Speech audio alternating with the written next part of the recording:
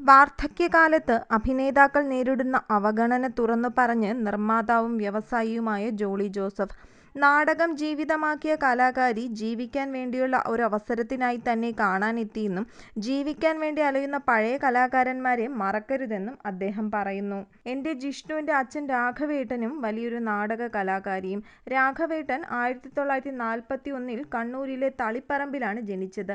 Gandhigram rural ഇൻസ്റ്റിറ്റ്യൂട്ടിൽ നിന്ന് ഗ്രാമീണ വിദ്യാഭ്യാസത്തിൽ ബിരുദം നേടി. ഡൽഹി നാഷണൽ സ്കൂൾ ഓഫ് ഡ്രാമയിൽ നിന്ന് ഡിപ്ലോമ നേടിയതിനു ശേഷം അദ്ദേഹം ടാഗോർ നാടക സംഘത്തിൽ ജോലി ചെയ്തു. 1968 കായൽക്കരയാണ് ആദ്യ ചിത്രം. പിന്നീട് മലയാളം, തമിഴ്, കന്നഡ, തെലുങ്ക് ഭാഷകളിൽ ഏകദേശം 180ഓളം സിനിമകളിൽ അദ്ദേഹം അഭിനയിച്ചു. കിളിപ്പാട്ട്, എവിഡൻസ് എന്നീ സിനിമകൾ സംവിധാനവും ചെയ്തു. കഴിഞ്ഞ 20 വർഷമായി തമിഴ്, മലയാളം ടിവി സീരിയലുകളിലും അദ്ദേഹമുണ്ട്.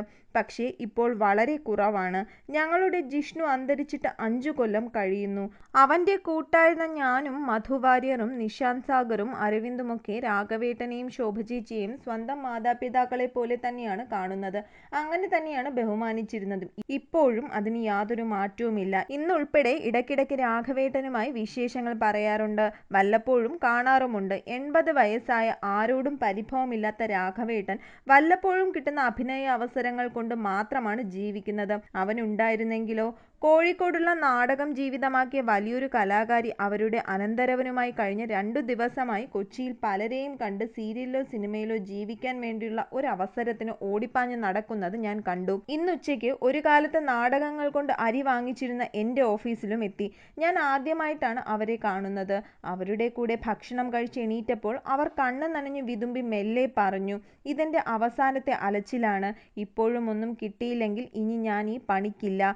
ഞാനാ പാവത്തെ സാന്ത്വനപ്പെടുത്തിയെങ്കിലും മനസ്സിനൊരു സുഖവും ഇല്ലായിരുന്നു എന്നതാണ് സത്യം.